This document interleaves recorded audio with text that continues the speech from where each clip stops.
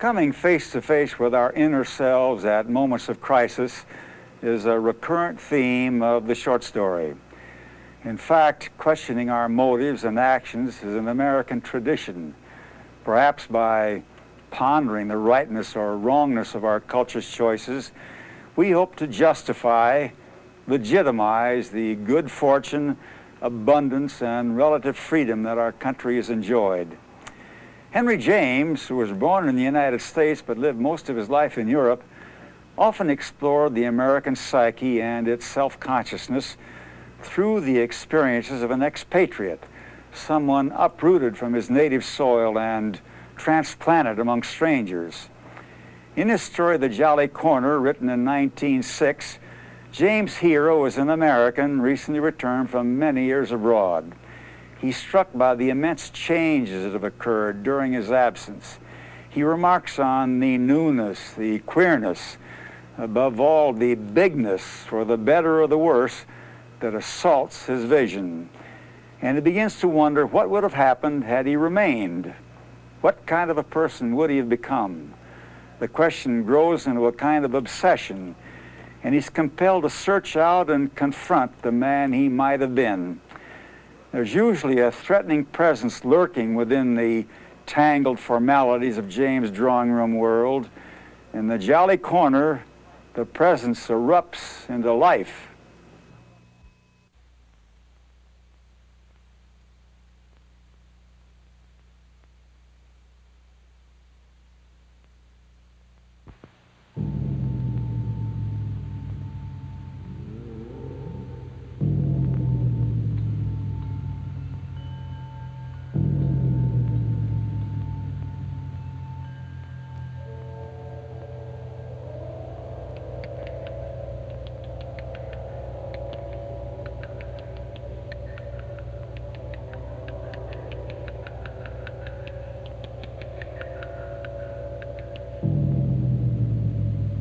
I had been 23 on leaving New York.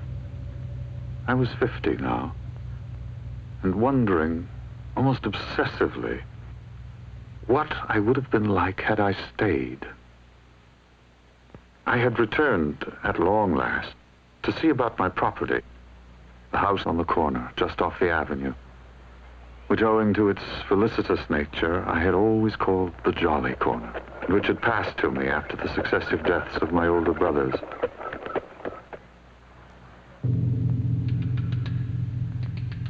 It was empty now, that ancestral home in which I was born.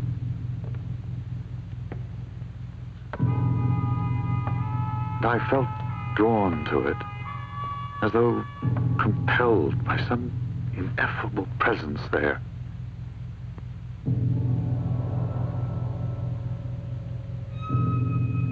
I found myself making solitary, secret visitations to it, which became ever more frequent and, how shall I say it, ever more strange.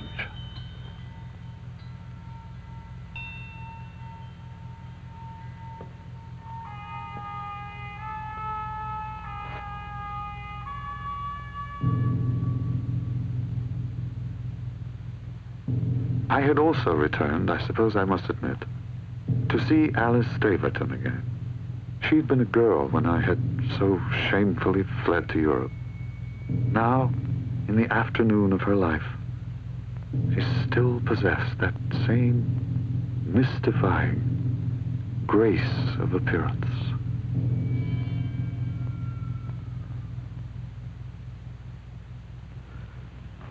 Well, tell me, what do you make of it all? How does your country impress you? After so many years away, to tell you the truth, I am quite overwhelmed. The newness of everything, the bigness, everything is so vastly changed. It would take me 100 years to sort it all out. Do you find it dreadful? Yes, much of it anyway. People scrambling for streetcars as the panic-stricken at sea scramble for lifeboats. Those grotesque skyscrapers. Sorry.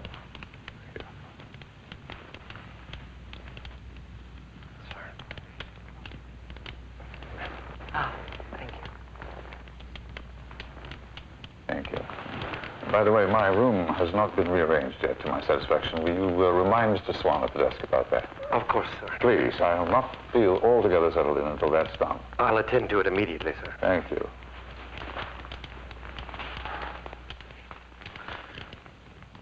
Much prefer the quiet of Kensington. Of course, it's wonderful to see you again after all these years.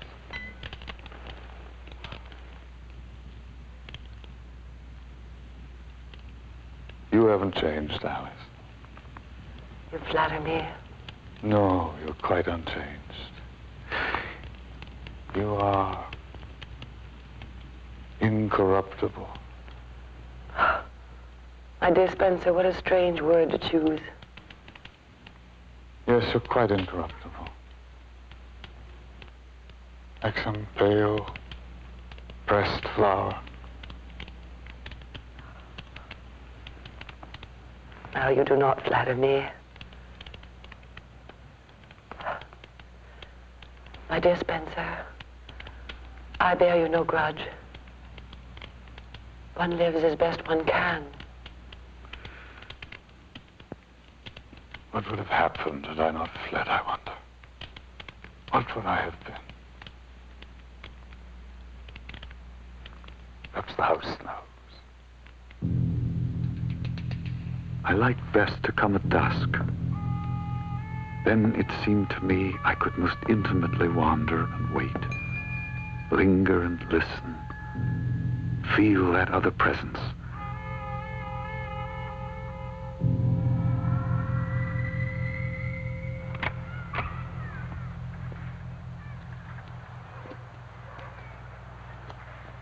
Should I ever have returned, I wonder, if it hadn't been for my property? My presence is required at the 14th Street place, as you will soon see. Why on earth do you go there, Spencer? Because I'm astonished to say I enjoy it. Apparently I have a most unexpected talent for this sort of thing. You surprise me, Spencer. I thought you dedicated your life to collecting objets d'art. Ah, but you're mistaken, Alice. There are sides of me you have never seen. Shall I ever? Perhaps.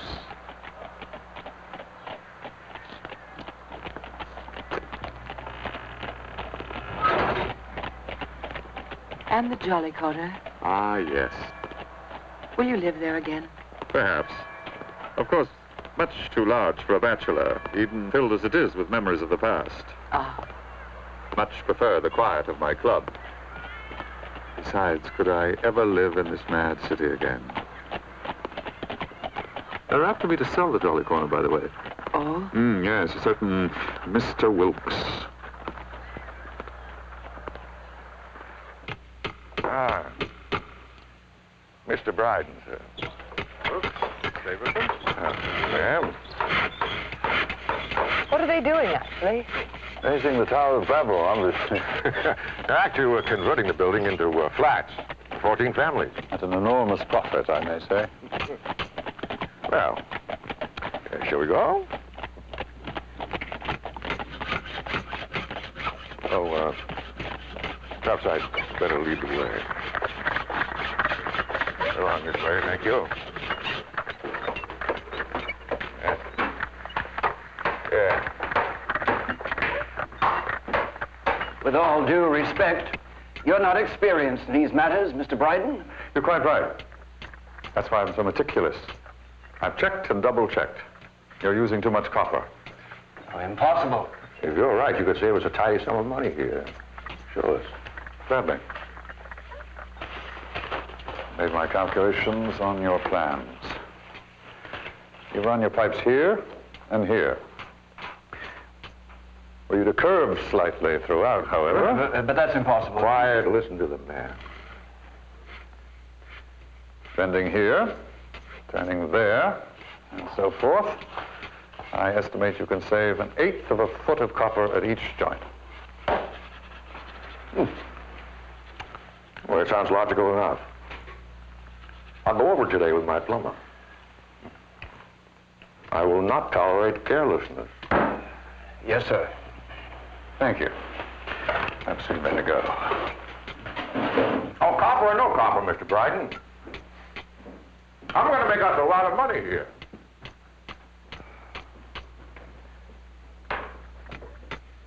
Yeah, I could make you even more, if you'd let me.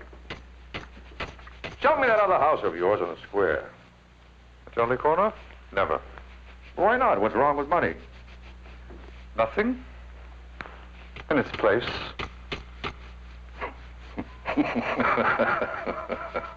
Oh, yes, I know my place well enough. Right at the top of the heap, that's where. Oh, not your heap, of course, mine. Well, how about it? You sell? No.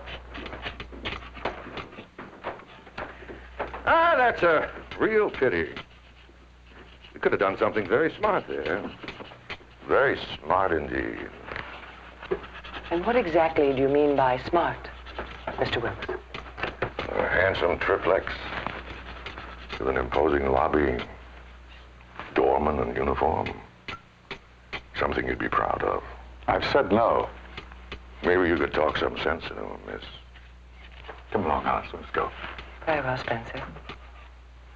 Good day, Mr. Wilkes. Ma'am? Sir.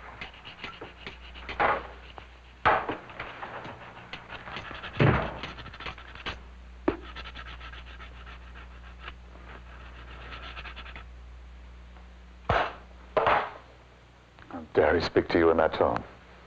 He was impossibly familiar with you. I suspect he thought he had found a kindred spirit in you. What on earth do you mean? An authority on copper, a saving of 1/8 of a foot throughout. You speak the same language. I have nothing in common with that man. Nothing. Perhaps you've missed your calling. Maybe if you'd stayed at home instead of going off to Europe, you might have started some awful architectural style and turned it into a gold mine. You might have become a tycoon of industry. Top of the heap. Would you have liked me better?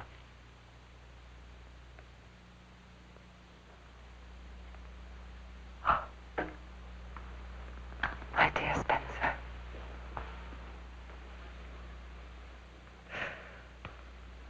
I should have liked you in any case.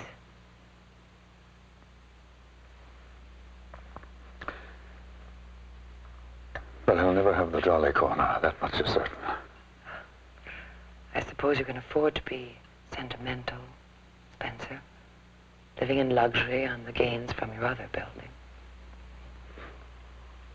Well, yes, you may put it so. But I would cherish the jolly corner no matter what.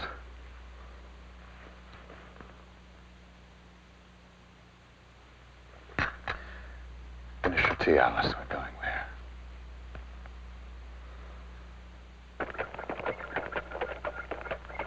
This is how I like best to come upon it. Gliding so, taken smoothly to it, letting it take me in.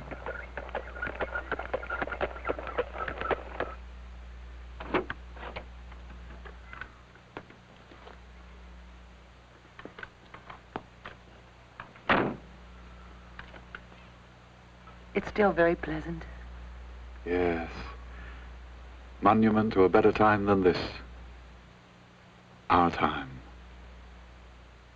We're remnants, I'm afraid.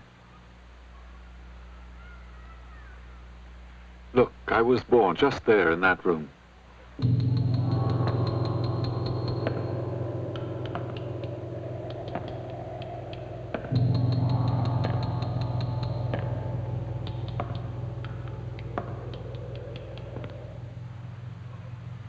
Here were gathered the few chilled flowers of my youth.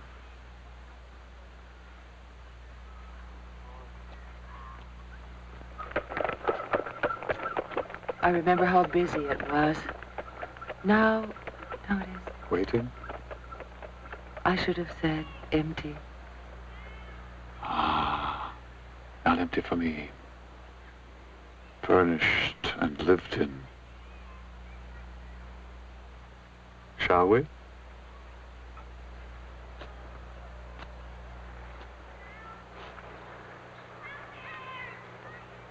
Whatever is the matter?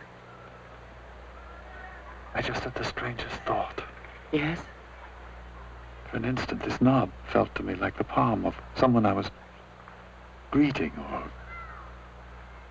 rather, who was greeting me.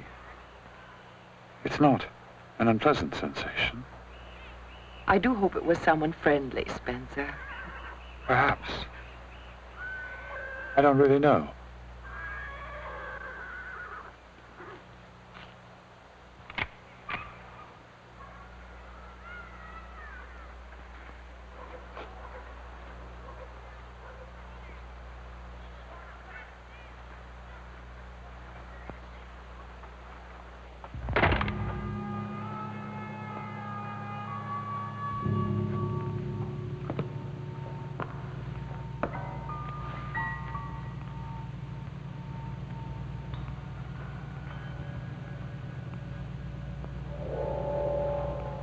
I tell you how powerfully it affects me to walk through this house.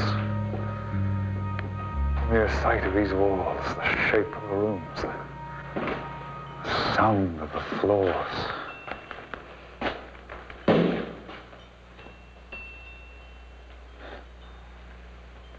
3 generations of my family lived and died here.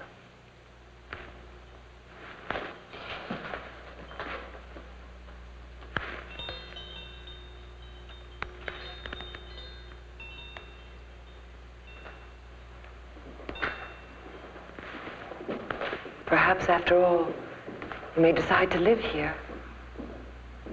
I mean, I may decide to stay on for the sake of it. Well, with such a house. Ah, I might have lived here. Did you attend the funeral? Yes, of course. How forlorn, how lonely an event it must have been. Somehow I couldn't bear to come across the Atlantic for that.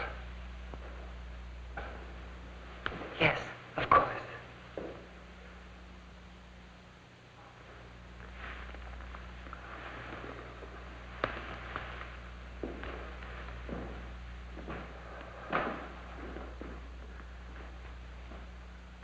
I might have put in here all these years,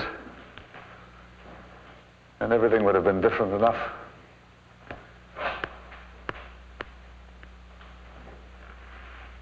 I dare say, funny enough, that's another matter.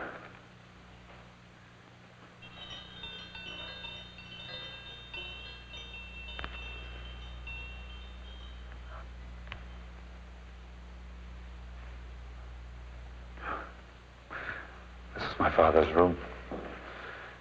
His picture hung just there. Were you ever in this room? No. It was just off the ballroom.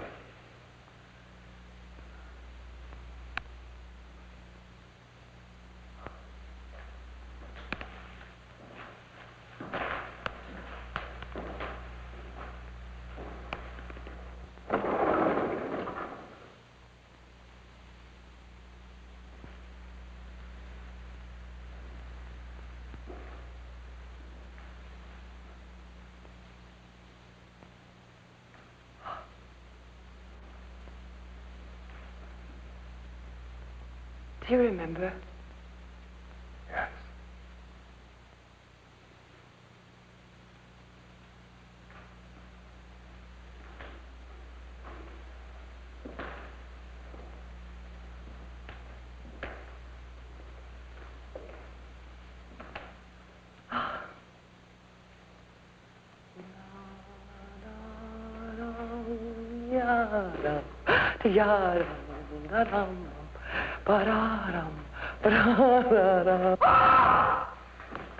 Don't be alarmed. It's only Mrs. Muldoon. You startled me. Sure, I'm sorry if I did. I was only cleaning the floor. I'll be finished soon enough. Yes, of course. I always finish before dark. Sure, it's black as the grave in here then. What with no gas. And I wouldn't want to be creeping around here in the evil hours with nothing but a candle. Nor would I. Quite so. Thank you, Mrs. Mulligan.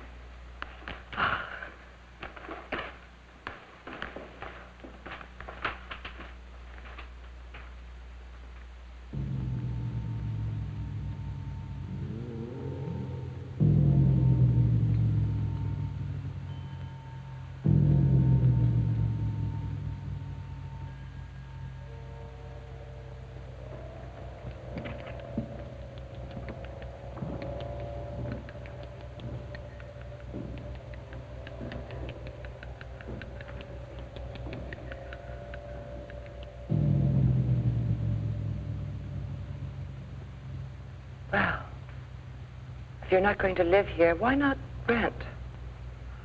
Or even do sell? Because I refuse. I have no reason. That's the beauty of it. Not even a ghost of one? Ah, ghosts, yes. The house must swarm with them. I should be ashamed of it if it didn't.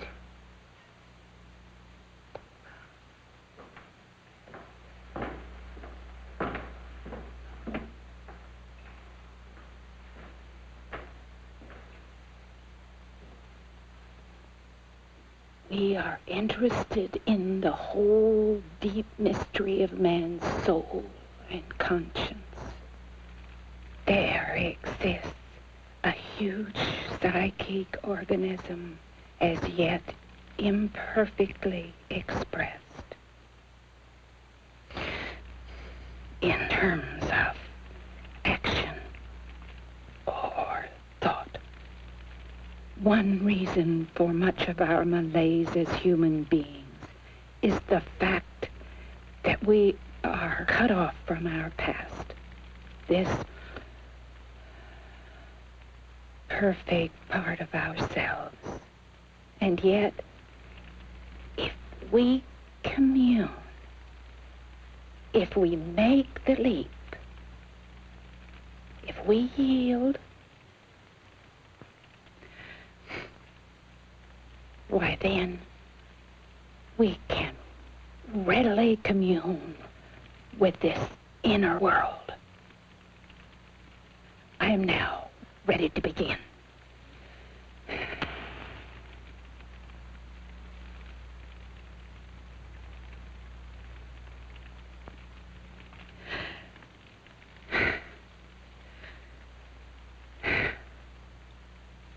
I'm trying to make contact. I'm trying to contact the veil. The veil must part. To touch, to reach, to touch, closer, closer, to reach, to touch.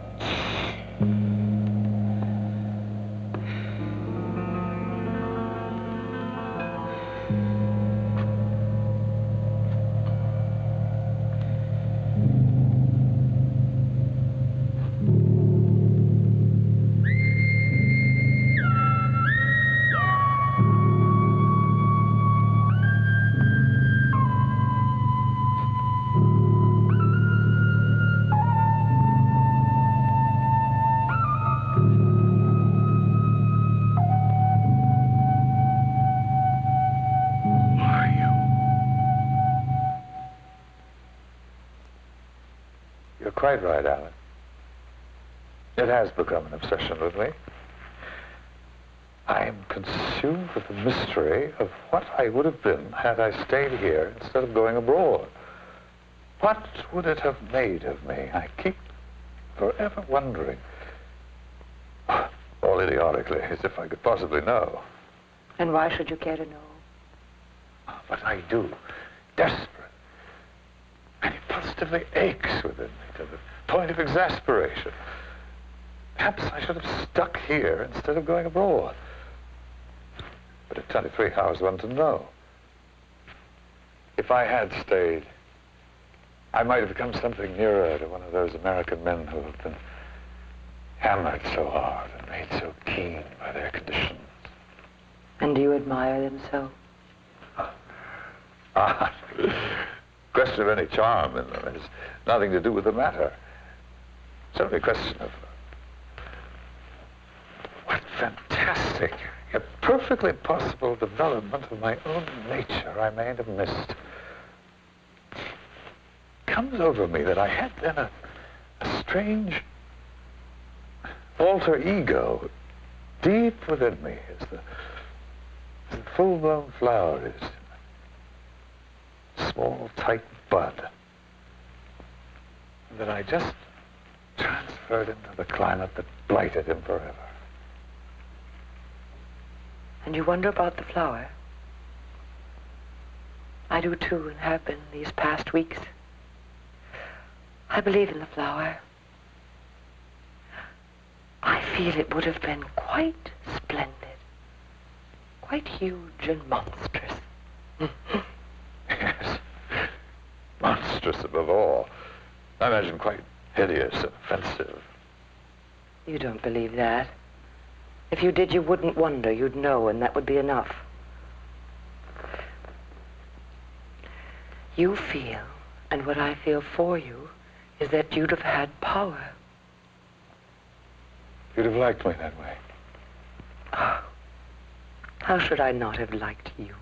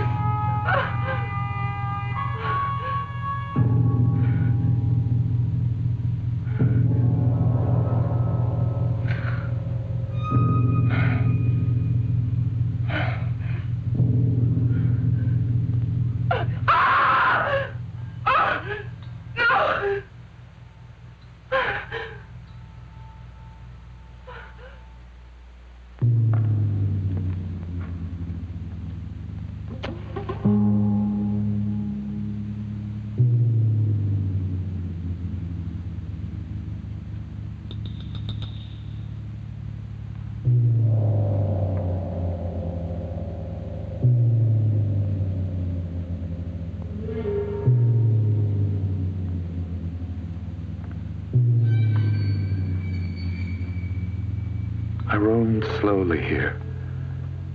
I knew what I meant and what I wanted. A creature more subtle, yet at bay, perhaps more formidable than any beast of the forest.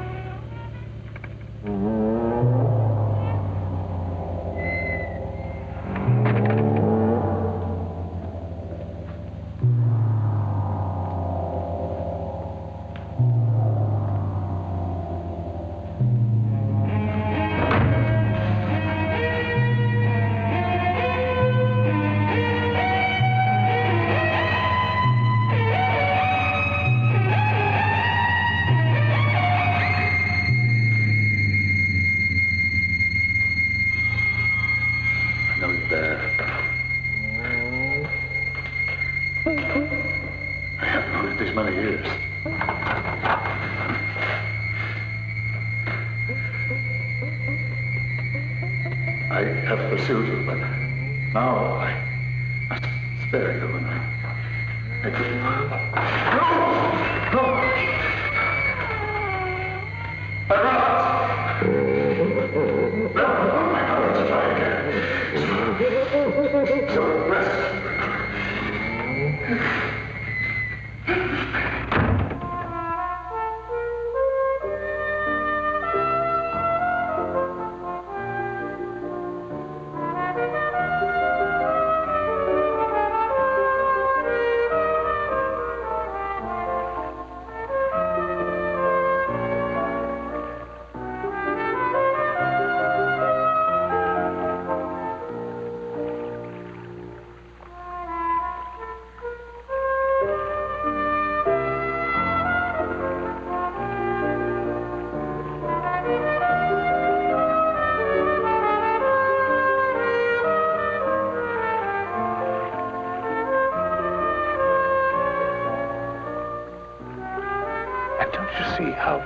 Without my exile, I might never have been waiting all this time. I see that it has spoiled nothing. It hasn't spoiled your being here at last. It hasn't spoiled this. You really believe, then, that I am as good as the person I might have been? No, far from it. But I don't care. You mean I'm good enough? Would you believe me if I say so? Anyway, the other person is still you. He's not myself. I know I've seen him. You? In a dream, I've seen him as I see you now. Ah, a dream. Twice over, I've seen him. Is that the same dream? The very same, twice over. You dream about me at that rate? About him. Well, then, you know all about him. What's the wretch like? How can one describe a dream?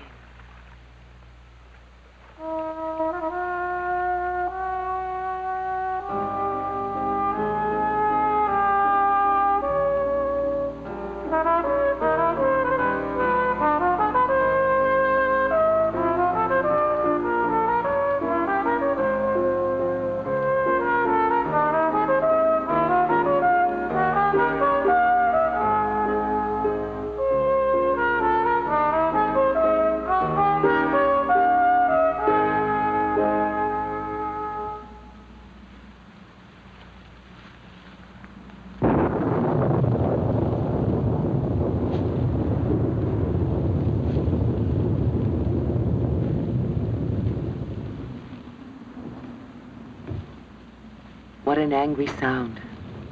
Yes. I imagine it sounds like battle. Ah. I say imagine advisedly, of course. Oh? I mean, I never actually heard a battle. Brother was fighting brother here. I was in Europe collecting. Are you embarrassed by your good fortune? Ah, yes.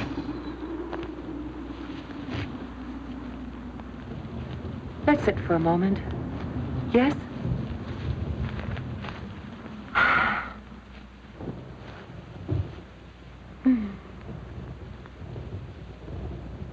You think I'm a coward, Alice, as some people do? I think you've not yet been tested.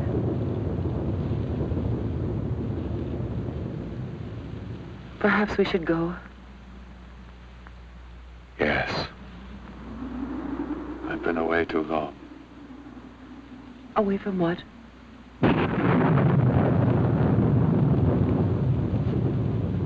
From him. What? I shall see him now.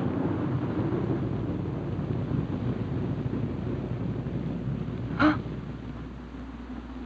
Yes, I shall.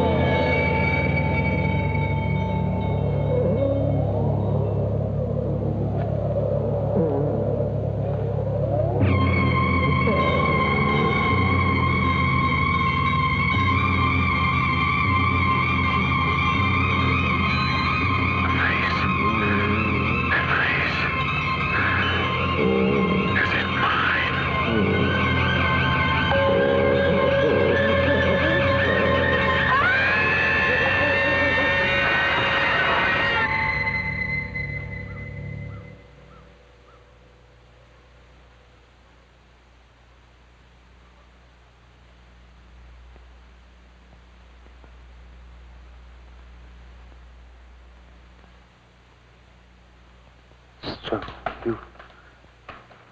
you had the idea of this? Of what?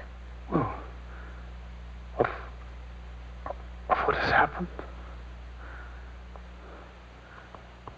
It must be that I was dead. Yes, it can only be that I died. You've literally brought me back to life. And now I keep you. But how did you know? I've known all along that you were coming here.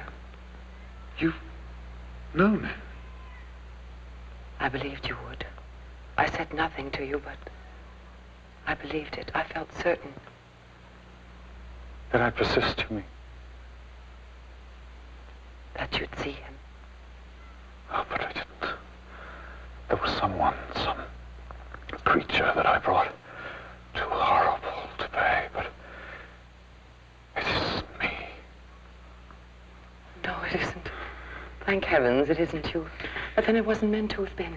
No, it's none of me. Not even what I might have been. But isn't the whole point that you'd have been different? As different as that? No. Shouldn't I like him? That horror. I could have liked him. I pity him. You pity him? He is unhappy. He's been ravaged. But am I not unhappy? Haven't I been, you want me to look at me, ravaged? I didn't say I should like him better. He is grim and worn. And many things have happened to him. Yes, a million a year. But he hasn't you. No. And he isn't. Oh, he isn't you.